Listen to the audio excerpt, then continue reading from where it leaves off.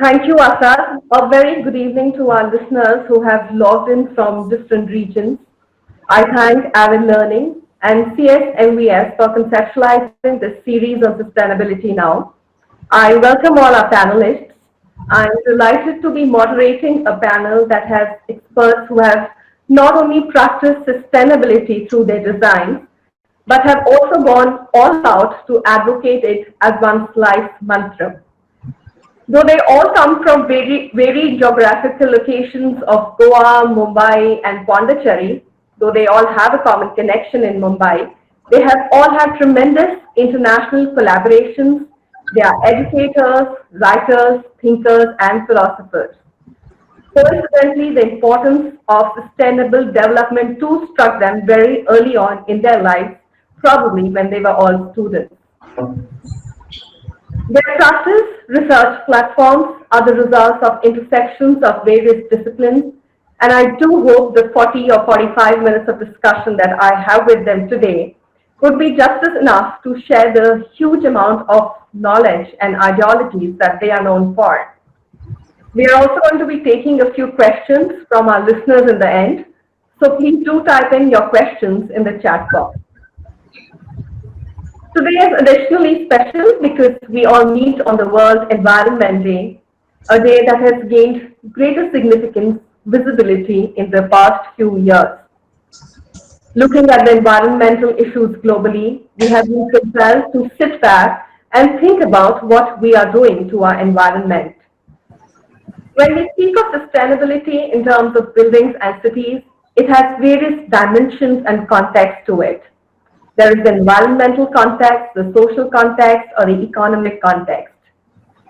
In a nutshell, I would say that it's all about making responsible choices, whether it's in the design, planning, materials, resources, or building techniques.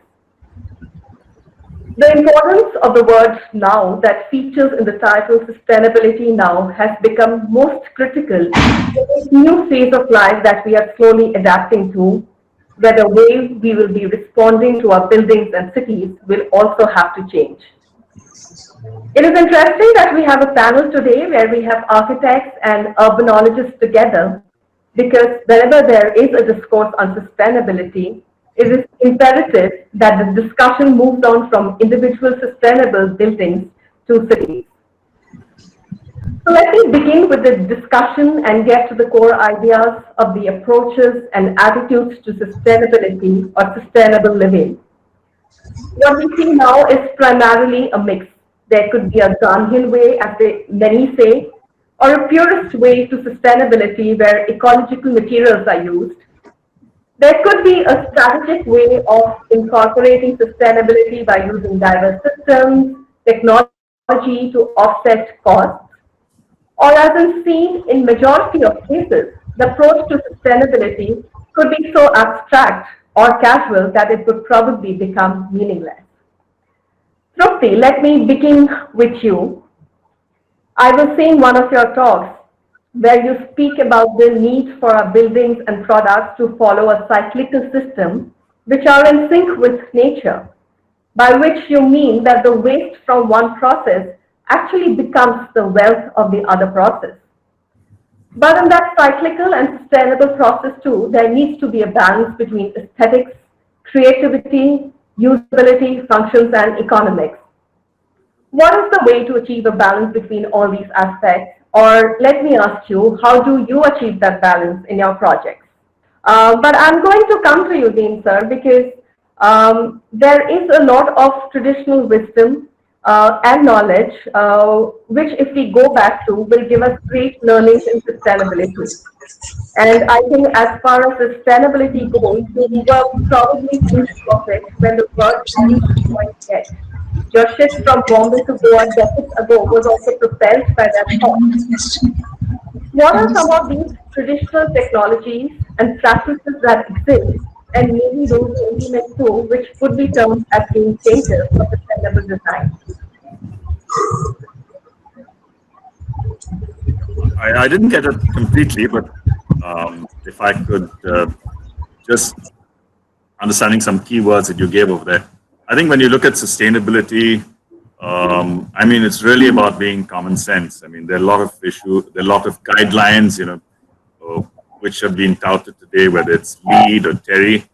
And while it may be good to actually create frameworks for sustainability, I think it's all about really understanding what is needed in today's environment. And sustainability actually goes beyond materials and technologies that we look at today.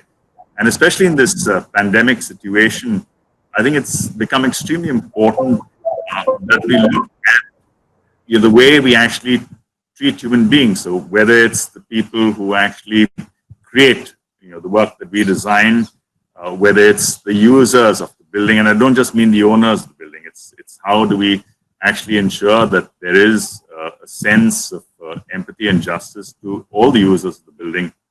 That's also about sustainability. And we can also see that what's happening today, I mean, really we're seeing the underbelly of development taking place, with migrants moving away from cities and moving into rural areas, and because they've been treated extremely badly. And I think we need to somehow or the other create a system which respects all the people who are actually working in the field of architecture and building our buildings, to create something which integrates them into the whole building process. For the first 12 years of practice in Goa, I came from a very tech background. I enjoyed technology, but coming to Goa softened me as an architect in terms of actually becoming a more down-to-earth sort of approach to design and building. And we built our buildings, the first 50, 60 odd houses we designed, we actually built them.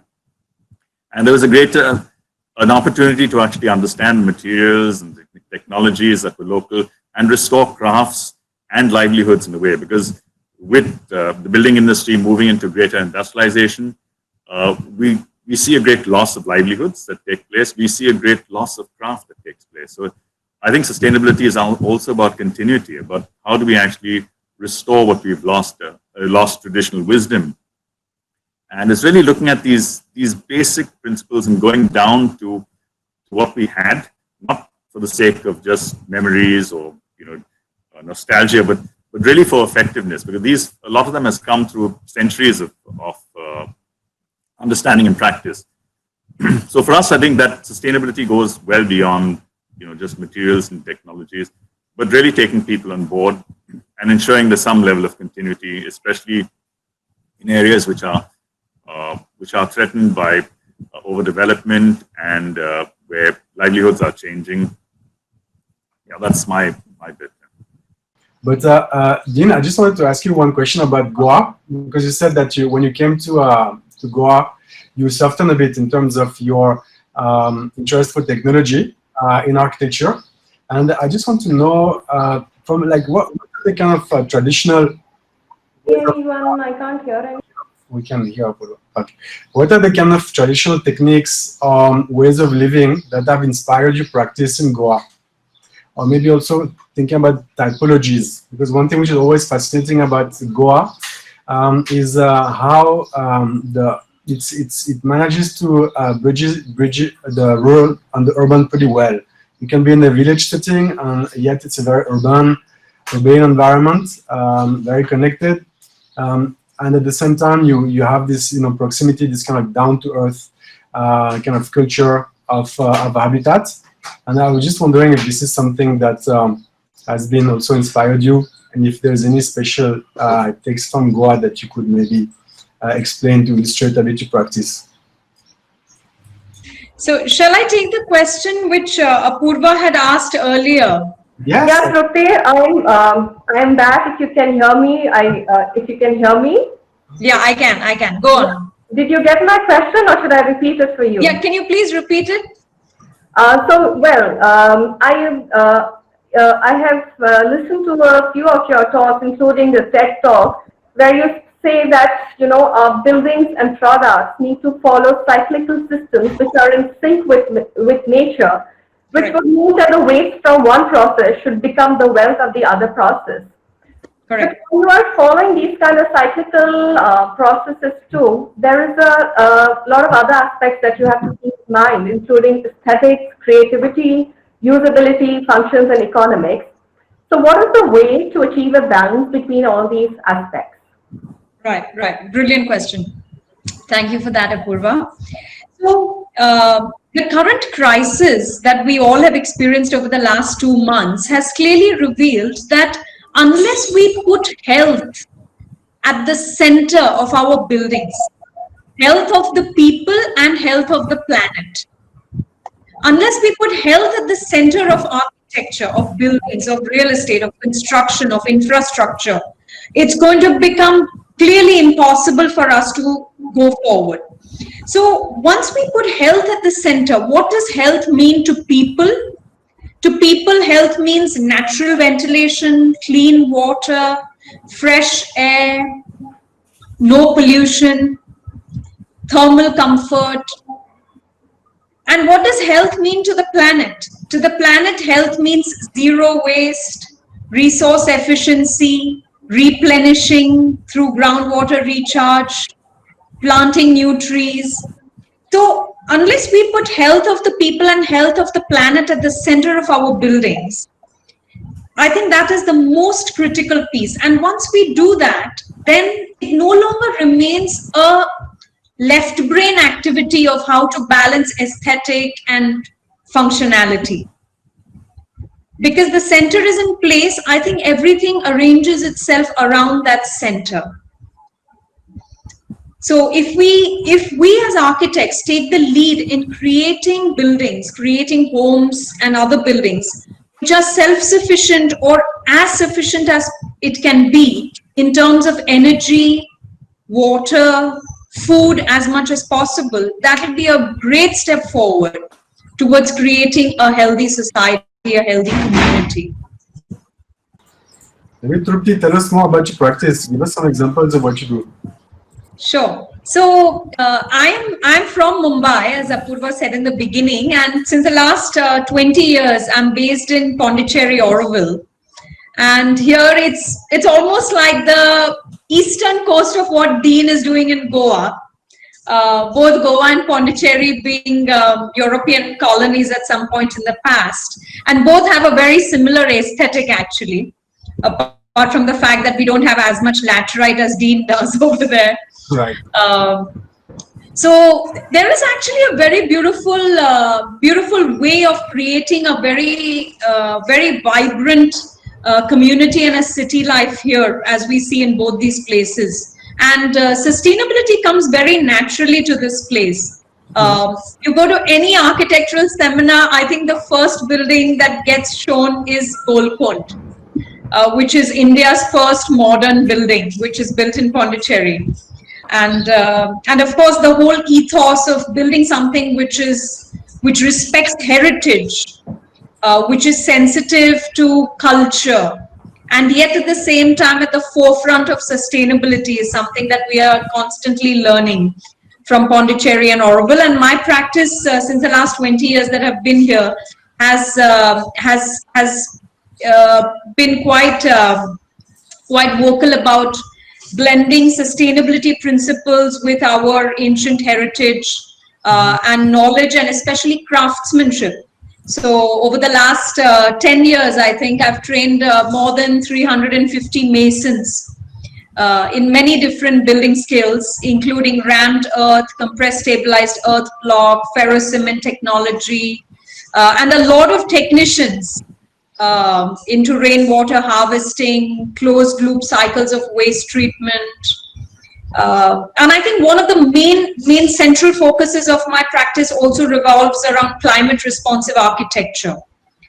So how we can bring down energy bills to almost less than half just by designing buildings intelligently. Mm-hmm. So for example, the community where we are living currently, my dad had bought this land, many years ago. And we were thinking that we'll build a farmhouse for the family. And finally, we realized that the best thing to do would be to build actually a community rather than single family homes. So now we have 24 families living here together, and everybody comes together to grow our own food, to recycle our own water. Treated wastewater and harvested rainwater is used for the food. So it's a very vibrant model of how we can go forward in that sense. Pondicherry and Auroville, of course, Auroville in particular, always seems like a dream. I mean, we know that, of course, you know, things are far from easy, and it's a struggle also for you guys to be able to manage, you know, the kind of amazing experimentation you're doing, because it's really a social, ecological, architectural experimentation. Absolutely. Experimentation. I mean, I'm just wondering. I mean, for us, I'm just speaking for Rahul Srivastav and myself. We from Herbs, we've always been kind of intrigued, you know, by the model of Pondicherry, Auroville, because on the one hand, of course, it brings the, you know, traditional knowledge with you know, high tech. It doesn't shy away from you know, bringing new technology and science, but also because we always wondering to what extent is this model something that can inform what can be doing elsewhere. We know that a lot of those things seem to be difficult to take out of that specific context, which is Auroville. What do you think about this? Correct. It's actually a wonderful insight that you brought out, Matthias, and thank you for that. So one of the ways we can actually do it, you know, that they've laid out the principles very correctly. And my practice is actually based in Pondicherry, but of course, Auroville always has its influence, and we are all inspired by it through osmosis, and it always percolates in our practice. But I think the way to do it is to, instead of, you know, thinking about it at a city level, we of course as architects and planners have to think at the city level, but as citizens, if we think instead of city level at community level, then it becomes very doable and very achievable. Sure. So instead of thinking, you know, that we want to change like the entire suburb, if we think, okay, let's work with 50 families, then it becomes extremely doable, because you will always find one champion in every family who is pro-environment or who thinks sensibly, who wants to do responsible work. So I think just scaling down to something which is manageable is the answer to how to make the whole message spread.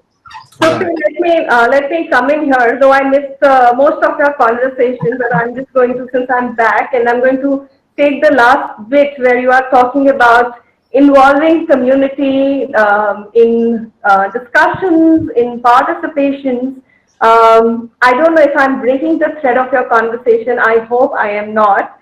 But Matthias, tell me that since we were talking about you know, the community participation, you have all been for participatory governance. That is what I was looking at. You know, your urban interventions have always incorporated the role of residents in a huge way. But Absolutely. If we have to speak about sustainability in the context of India, what would you say is the current situation of participatory governance in India, and how can it be enhanced to support sustainable living? Beautiful. So participatory governance currently is something that is definitely wanting, and all of us can do better with a more participation. And over the last 15 years, what I have observed is two very simple things, very simple things, which can exponentially enhance the participation level amongst residents. One, as Indians, our lives revolve around food. The minute you bring food into the mix, whether it's growing food or once in a week eating food together, preparing a meal together, or celebrating a function together, the minute you bring food into the picture, and then food actually is a really beautiful closed loop cycle. Because the minute you bring food, you bring water, you bring soil, you bring seeds, you bring the wonder of nature back to children through kitchen gardens. You bring harvesting as a collective activity. So many things can be done around food at the community level. That is one way. And the second way is something that we've done here in the community that we've built here, is knowledge sharing. So we actually made a bespoke space, a multi-purpose space, which was open to the whole community, So I can come and share what I learned in a language yesterday. Matthias can come and share what he did in his urban development project. You can come and give a talk about the book that you've written. And because we do this on a weekly basis, all the residents come together. So just two simple things. One is bring food into the mix, and second is bring knowledge sharing into the mix. These are great ways of building a community. That's interesting because I'd heard about knowledge and skills, but the food is a kind of a new thing that you get into, and it's wonderful because I think we all love food. But Matthias, let me ask you the same question because I think Dharavi is the center of a lot of your initiatives, and you do involve the neighborhood, do involve the community in whatever you do. So how has the response been, or what more could be done to encourage this participatory governance that we are talking about? Yeah, I mean, to us at Herbs, we always thought that participation is an essential. It is people on the ground who will make a neighborhood, a village, a city a sustainable place. So there is always a community dimension to any effort that we could undertake for sustainability.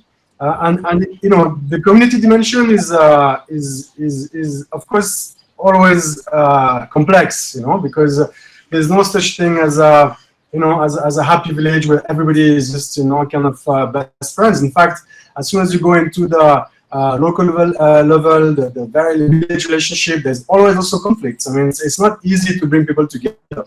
And of course, I mean, there's a few things around which people do, come together. And of course, food is one of them, and it's very nice. And it's a beautiful way of creating a sense of conviviality, Sure. which I think is a dimension of sustainability. When we want to create an environment in which we feel good, it needs to be, as Dean was saying at the very beginning, it needs to be an environment that is inclusive, that seems just for everybody, where people can feel a sense of well-being.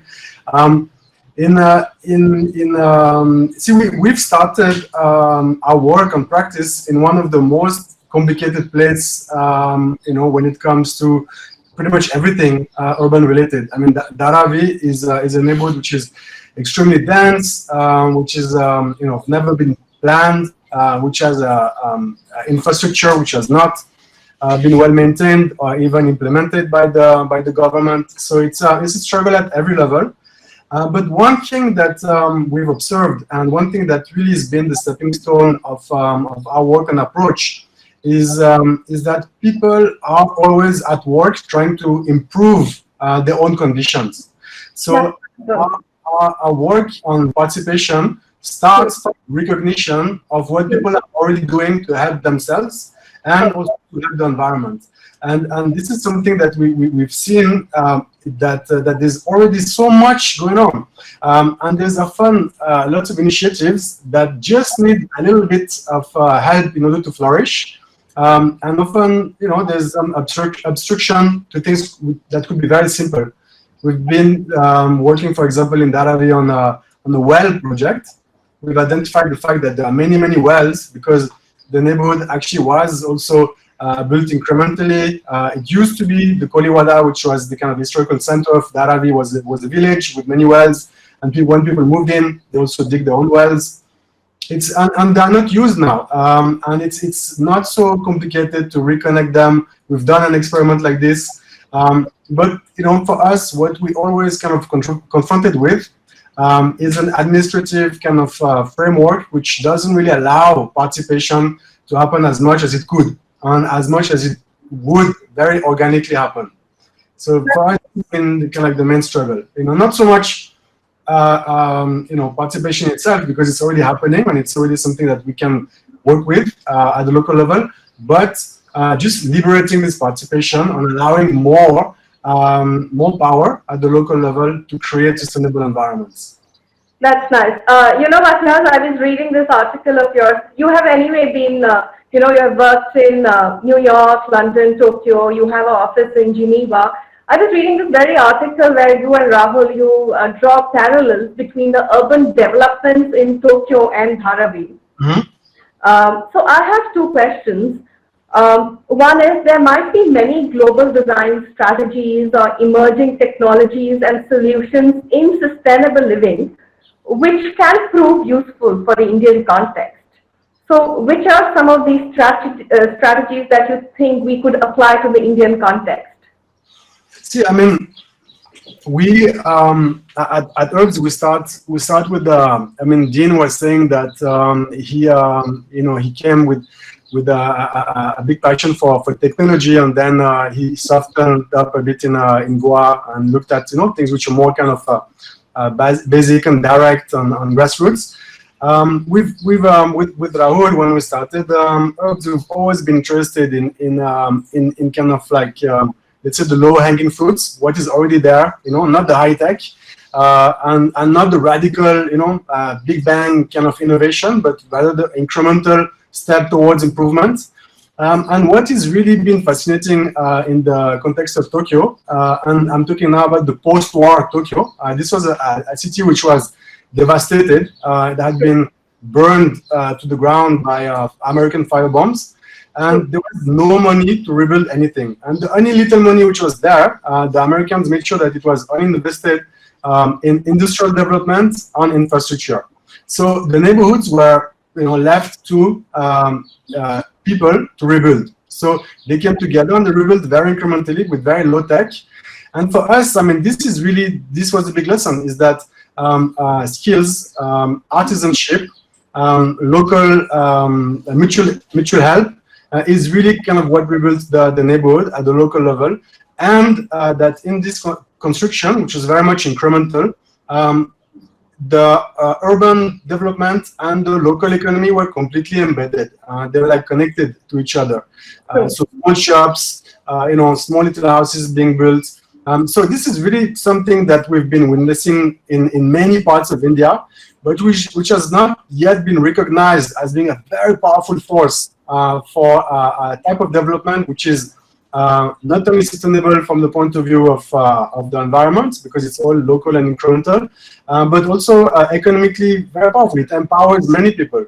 So the big learning from Tokyo was this just allowing incremental development that generated a typology which is usually associated in the case of India as the typology of the slum. We call it homegrown. We say that it's a locally brewed, locally generated typology, low rise, high density, mixed use, and we think that there's lots there to be just learned in terms of letting something quite organic and quite powerful happen, and not discriminating it on the basis of what we think the city should be looking like. And if it's not a high rise, and if it's not a highway, we don't consider it to be urban or developed enough. No, there's many different ways of developing. True. Trupti, can you hear me?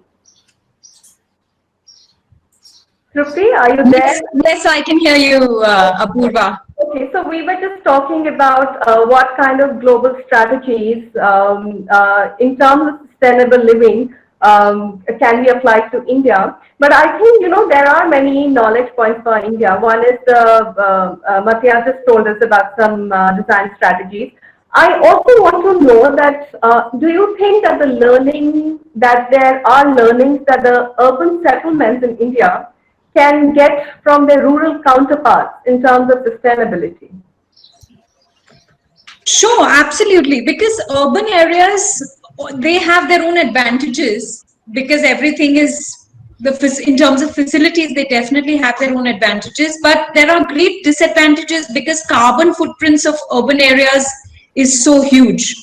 And in rural areas, that is, I think, one of the biggest learnings that urban settlements can make, of how we can not have Chennai's water coming in from 400 kilometers away from Viluppuram on a daily basis. That's true. So when we have water footprints like that, when we have energy footprints like that, so there's obviously so much to learn from rural counterparts. Is your question how it can be done? Yeah, what are some of the learnings? Meaning, if there is something to learn, what are a few of the learnings that the urban settlements can get? Correct, correct. I think the main learning is about the footprints, which I just spoke about, the water footprint and the energy footprint. Great. Okay, so because we are on learning, I would also like to talk about, the role of academics and research in sustainability. Matthias, let me come to you. You have co-founded the Institute of Urbanology, which focuses on research, engaging with communities, generating programs for the improvement of their neighborhoods. One, I would like to know what led you to establish this kind of an institute. Did you feel that our educational institutions are not doing enough to train their students in terms of incorporating sustainability as a default way of living or designing? Or was there any other reason that led you to establish this institute? I mean, we've been very close with, I'm saying with Rahul and I, who started the Institute of Urbanology on herbs, and we've always been kind of collaborating with academic institutions. We have lots of students coming to us, and we love this kind of like cross kind of fertilization of ideas. So we first of all, it's about this. It's about sharing ideas. It's about kind of learning from each other and learning from the context. But I would say that one thing that I feel is definitely lacking or a little problematic in architecture and urban education around the world is that the architects are often trained to build from scratch, and we're not really, when we get out of school, and I'm saying we, but I've not actually gone to architecture school. I studied different things, but I've seen that that we don't learn to start from what is there already, and for us this is the biggest thing in sustainability.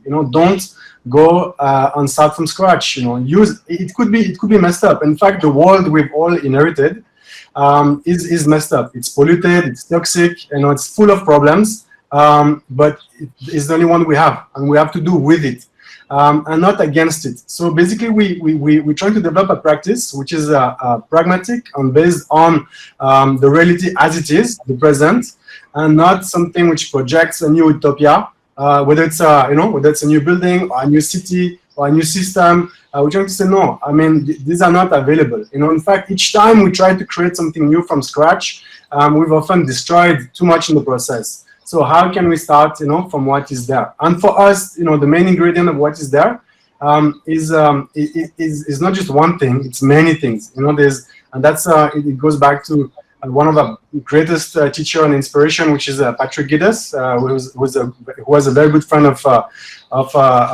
Tagore, by the way, and who looked at places through a deep survey, which went from geology to sociology, and said all of these things come together. This is the context that you have, and you have to work with.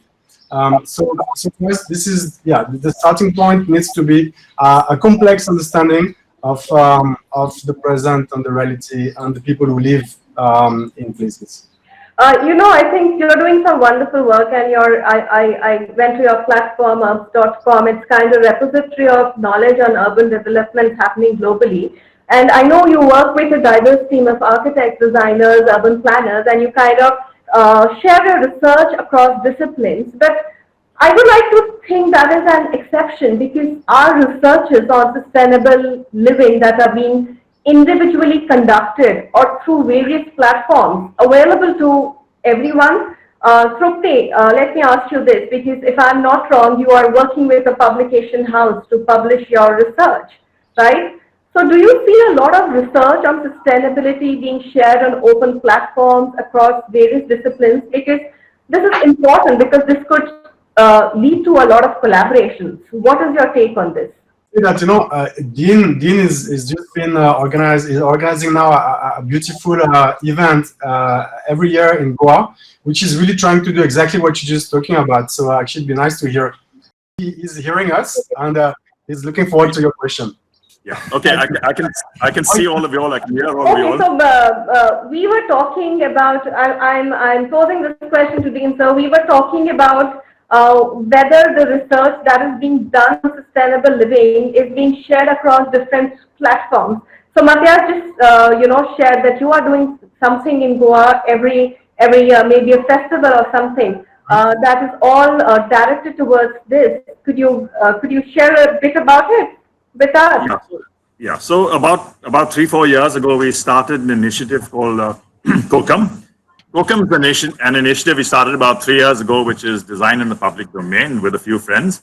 And really, we're looking at the social aspect, because we believe social problems are design problems, and we could sort out. So very recently, we had a social design festival in Goa, because you have social festivals, you have design festivals. We felt we needed to bring that together.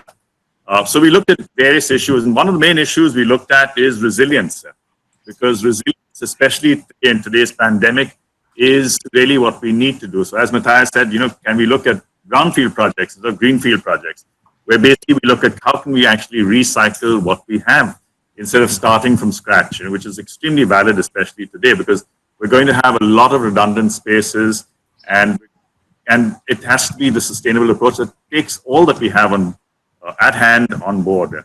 So we looked at resilience. We looked at the problems that are dumped upon us, like waste. We looked at what we've lost over years, like craft. So we had about 7 different topics that we looked at, and we had experts in the field to come down and debate and actually get young people to research on it, to put their thoughts together and chart a possible direction. But besides this, I've also been involved in another initiative called Act for Goa. And Act for Goa is really a platform where we're using apps, Pinit actually, to map the issues of Goa. So it's an app which is GPS controlled. You can actually take it to anywhere. So if you see an issue of, whether it's, of water, of development, overdevelopment, or it could actually be even aspirations of what people want.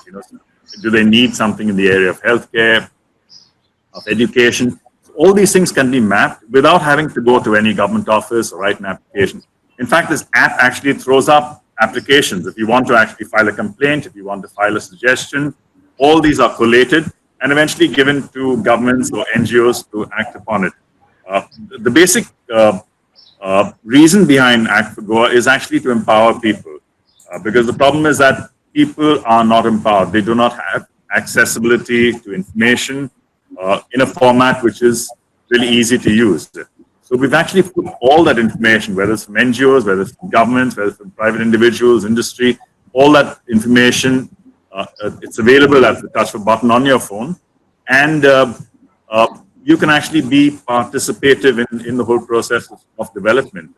So these two initiatives are actually plugged in together to make a difference to people's lives. That's really wonderful. I know you have been very vocal about wanting communities to share their resources, utilize construction materials and human resources from their own location, because you are also wanting to educate the general public about sustainable living, because I think it's not only buildings that are consuming energy, there's also human activities that are actually consuming energy. I just wanted to know the kind of spaces that you make or the kind of urban interventions that you do. How do you feel your users or your clients reacting to it? Is it challenging for them to understand this entire concept of sustainability? Sustainability has always been a challenge for us, because a lot of people, especially some of the older clients, was, the moment you start talking about sustainable principles, they say, but I have the money, why do I have to use, save electricity or save water? So that's a big challenge to work with. And so it's been very difficult for us in the past, and till recently a struggle. So we felt the only way to do it is actually to walk the talk. The only way is to actually do it yourselves. So one is we actually looked at creating a design community. So we have a group of about 8-10 houses that have come together, and they're mostly architects, designers, planners, artists, who are actually in the same almost physical space in a colony, which we collaborate on projects on, and we decided we need to demonstrate it in our buildings. So in our buildings, we've actually gone off the grid. We've on solar power. We try and recycle our water, our waste. So we have a permaculture garden over there, so we grow our own food. So the only way to actually say this is sustainable is by demonstrating it yourself. So with that, of course, we're seeing success, where people are actually saying, "Oh, it can be done. It can be economical. It can be, it's achievable." So I think it's the ability to actually act upon ideas and showcase them to people who are doubtful about it is definitely one way of going about it. This is what we were talking about, educating the public. But when we were talking about participatory governance, we were talking about how to involve communities in sustainable living. So other than asking people to understand what sustainability is, I think we also need to empower the community with technical skills so that they can be an asset during the designing process. So firstly, let me ask you this question. For the Sharanam Center that was designed by you, which I think have been declared a model for sustainable development in India, you trained around 300 local villagers with highly specialized building skills.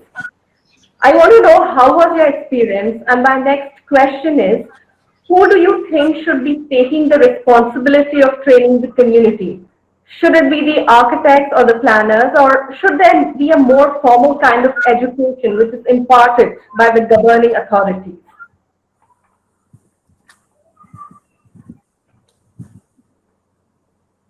So, thank you, Apurva. So, as you rightly said, the experience of training people who were mainly from the farming background, and because they had not much farming to do, they were entering construction as workers. So it is really a remarkable experience to see how proper training can turn somebody from earning 100 rupees a day. Within 2 years, that same person can earn up to 700 rupees a day.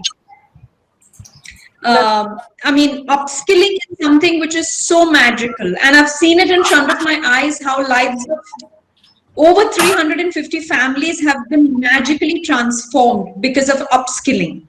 So, to answer your second question, whose responsibility is it is? So, training happens at two levels. One is an intensive burst of training which is required, both for us as architects, planners, engineers, professionals in the field, and for the people who are actually there on the ground.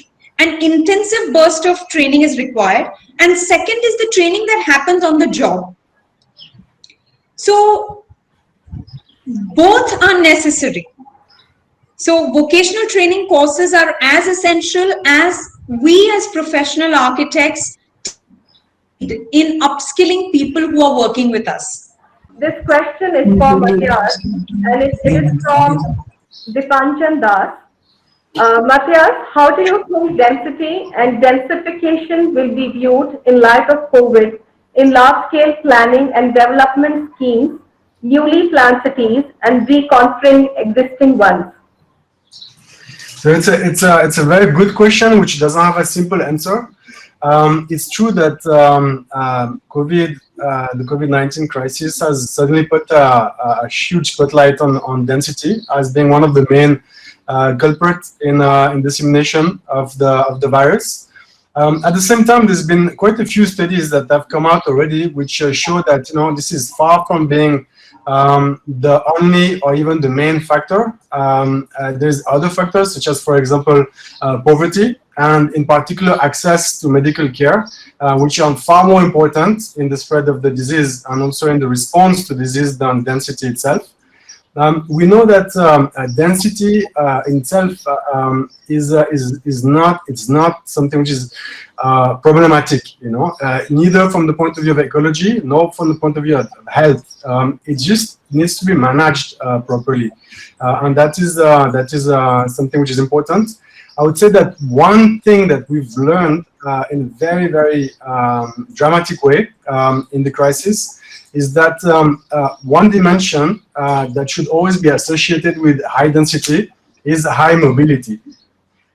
In fact, many of the people who lived in the densest, most densely populated neighborhoods in India suffered because they could not move out. And in fact, the going back to the village was always the kind of plan B, the backup plan for many people, and not just for migrants. So that's something that we've heard a lot. Those were like migrant laborers. Yes, there were many of them, but actually, I don't know, but there's no number which is very accurate now and reliable. But one thing for sure, based also on our own surveys in Dharavi, is that the people who moved out to the village as soon as they could or tried to move out, and finally now many of them moved out, by no means just migrants, and not just single men there, just arrived in the city.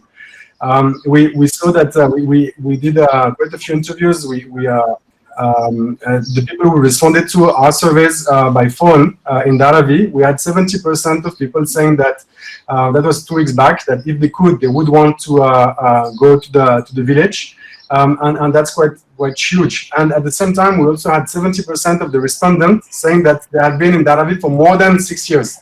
So we see that the people who go back to the village are not necessarily people who've just been there, in the city for a few months. So you can accept a high level of density if you also have a capacity to move, and especially if you can maintain a relationship with the village.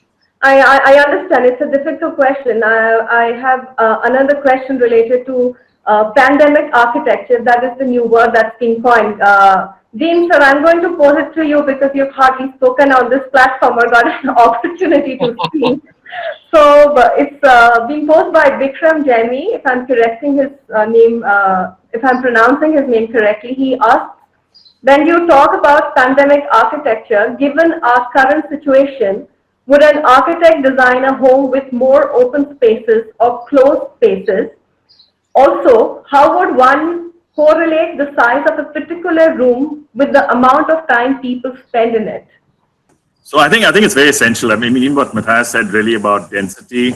So density is usually equated to also ventilation. If you look at the SRS housing, which is in Bombay, the slum rehabilitation scheme housing, it's almost criminal. I mean, these 10-story buildings, 10 feet apart, where I believe, according to a survey, the incidence of TB is 400 times the city average.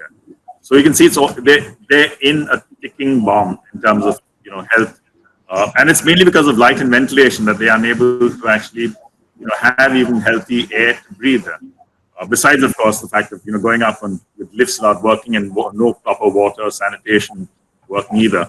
So I think there has to be definitely a sort of guideline that actually ensures a certain minimum quality of air, light into these buildings, which the bylaws do not provide. In terms of our building spaces, studies that have done of people who've been, exposed to the diseases, it's all about closed spaces, air-conditioned spaces. So simple things of, air being thrown across a room and people have been, contaminated. So natural light and ventilation is definitely on the agenda for creating spaces which are healthy to live in. Thank you for this wonderful discussion. There are so many questions. I mean, we have like almost 3 pages full of questions from the audience and from ourselves. And what we promise you is we have captured these questions and we will have the panelists answer them and we will send them back to you via email. Again, apologies. Technology sometimes is an enabler and sometimes is not. But, the reason we need to end right now is this session is going to be followed by the launch of Avid's Eco Reel, which is called Sustainability Now, Creating Change for a Greener Future. And we actually have a short film celebrating the champions of sustainability that is being shared on Avid social media channels. Tomorrow is the end of our program, and to the exciting end of the program, we have a masterclass at 5 o'clock by Bandana Tiwari. I'm sure we have shared all the information with you guys. For one last thought I wanted to leave with you guys is Avid has also partnered with a wonderful organization called Grow Trees that is doing some wonderful work building and rebuilding the green green cover, enabling the planting of trees. And we have a very interesting, fun campaign. And Avid has pledged to plant more than 100 trees as part of this campaign. I just want to thank this wonderful panelists for being here. For all of you, we had almost 300 registrations.